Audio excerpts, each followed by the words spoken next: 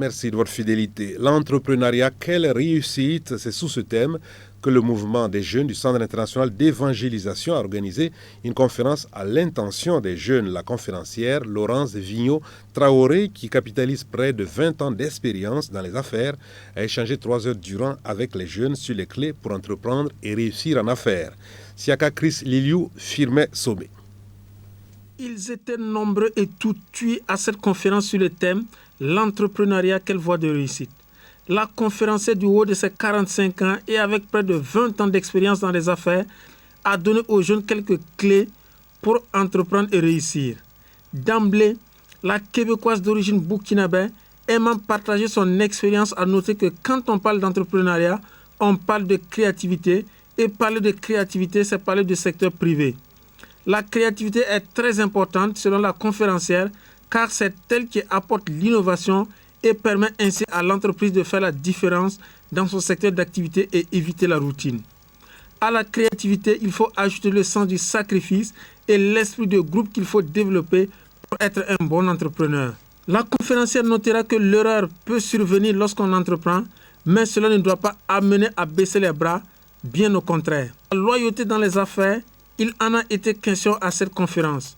Pour l'intervenante, elle est la source de la durabilité et de la fiabilité de l'entreprise. Enfin, Laurence Vigneault a souligné que l'entrepreneur doit être social. Selon elle, une entreprise qui ne donne pas un peu d'elle-même à la société ne doit rien attendre d'elle en retour. Un employé fait partie intégrale de votre société. Lorsque vous ignorez les employés, dites-vous que votre société n'existe pas. C'est pareil quand vous prenez un gardien ou une femme de ménage et que vous êtes tout le temps là, en train de l'insulter, en train de la dénigrer, en train de je ne sais quoi.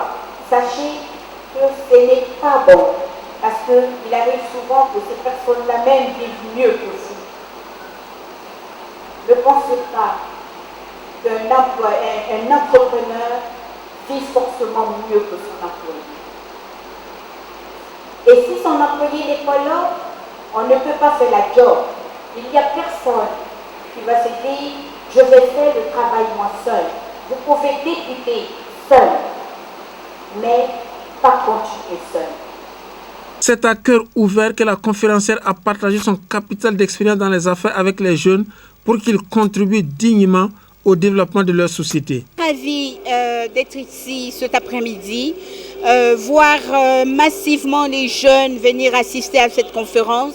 C'est déjà un intérêt pour eux de changer. Et changer, ça veut dire beaucoup de choses. Changer de comportement, changer leur façon d'agir, va apporter beaucoup à la société des jeunes.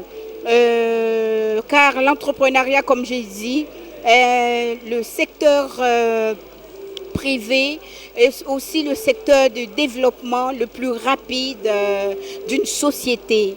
Et je pense sincèrement que nos jeunes aujourd'hui, ils vont quand même s'orienter vers ce domaine-là en allégeant un peu le secteur public pour permettre de créer pour aller de l'avant. C'est qu'il faut être courageux pour entreprendre. Ça veut dire que les idées qu'on a, que le Seigneur nous donne, on doit les mettre en pratique et avoir du courage et persévérer. J'avais vraiment envie de faire quelque chose, mais quoi, je ne sais pas. Maintenant, à travers ce peu de temps que j'ai fait, j'ai suivi. Ça a ouvert mes esprits, Je sais dans quel domaine je vais faire. Ce que moi j'ai retenu, c'est que en tant que Burkinabé, on doit changer la manière dont on a d'entreprendre plutôt, d'être plus collectif, plus soudé.